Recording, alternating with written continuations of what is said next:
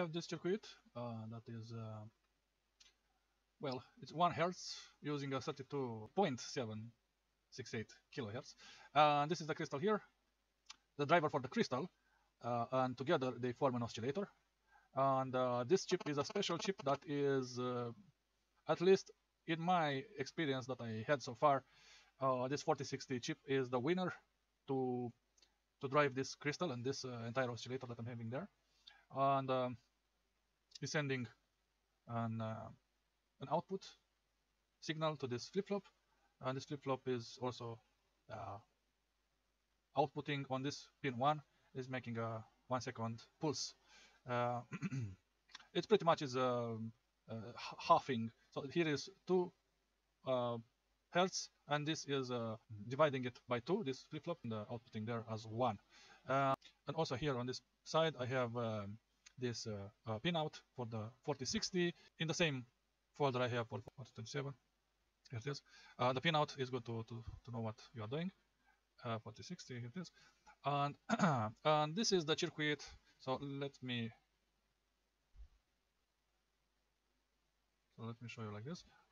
This is the circuit here for this 1 second oscillator, 1 second clock or oscillator, whatever. And I already made so pretty much I looked here in this circuit diagram. Let me actually pin it here because I have a pin. This guy. Check. Oh, and it when I will click here in the window, it will that will stick there. It will stay there. Very practical little guy there. And I don't think in Windows 11 or in Windows 10 you have this kind of pin to pin it wherever you like on the screen. Okay. So this is the 3D circuit. Is the same circuit that is here, but here is the layout, how it will look in reality. I didn't build anything yet. I actually built it on a separate, in its own file, but then I had to merge, import it here, where everything, because this board is for this entire circuit that I'm having here, and it's getting longer and longer. But you can appreciate how easy it is to work on modules, to build one at a time and then link them together, and yeah, it's quite easy. And yeah, I think I forget to add, well, not to add, but to be a bit more specific. Let me actually do it right now, something like that, because I want that 5 volts there, and here probably like that. I don't really need this now, and like that. Oh, just to be specific a little bit. In this way, you can see how I'm working as well. How easy and cool it is to work like this, like my way. My way is the way, and probably like that. It will probably be underneath or something. Yeah. And let me grab right a point here, because that's an intersection, and it needs a little bit of help to be strong. Be stronger like that. Okay. Yeah. Okay. So pretty much, yeah, that's it. I forgot to link the power rails to the rest of the circuit. But yeah, like I said, I had to build it here on this project because it is part of it. And yeah, that's pretty much it. I had to sync. I didn't simulate anything regarding this switch here, this side. So I have to trust my instinct and my logic that everything will be okay, and this switch will do the job, and sending further here to this other switch and to that other switch. It's from one switch to another switch to another switch, and the signal will go further. And it's a bit switchy.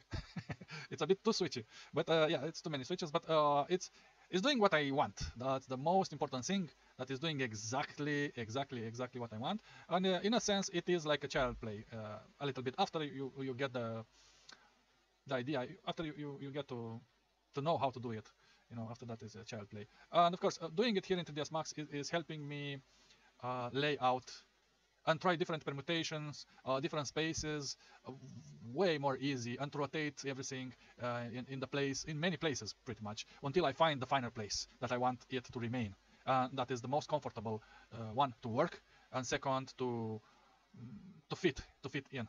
So that's why it's a bit of time consuming, of course, and but it's definitely a good thing. And I will look literally on this 3D sketch that I'm having here, and I will approximate in reality. I will not calculate it by the by the nanometer or by the millimeter. I will approximate everything because I have plenty of spaces left here, and also the position of everything, and this will look pretty close to what I'm having here in 3D.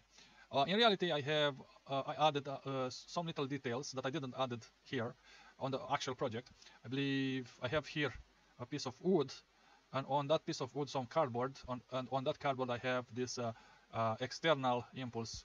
So from here, theoretically, let me actually draw it here, if I remember right, somewhere here I believe I have a piece of wood block, and on top of it I have like this 1 and 2, I believe, or only 1, I don't remember. And from here I have a wire to this external impulse, and from here I'm linking something that is an impulse from outside. Is getting to this pad, and from this pad to that little pad there, and from that pad to the rest of the circuit, pretty much. So I definitely didn't put everything that I have, absolutely everything that I have in reality. I should have, because it's easy, but for the sake of clarity, I will leave it as it is. This is it. This is what I wanted to show you, a 3D view of my latest and the final, probably this is the final module for this project, at least. And this project was big and very, very full of lessons. Very full of lessons in multiple areas and in multiple directions.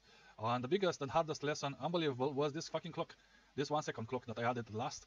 It cost me like 3 weeks until I figured it out, until I tested everything, and I built it from logic gates, and nothing worked, unfortunately. And only with this 4060 chip, it finally worked, and not even from the first try, from the 20th try. And yeah, I had a ton of bad luck, and I had to try it seriously. I was thinking that I will go crazy how many times I tried it to make it work, this crystal oscillator. But now, when it's already finalized and already tested, it is worth the effort, because now I save this. This circuit that is working, at least for me, is working absolutely fine without any problem, and I will repeat it in the future very easily from now on. So that's why it's worth the trouble, to the time investment and everything. All right, that's it for this part. Thank you very much for watching, and I'll see you next time on the next part. All right, bye bye.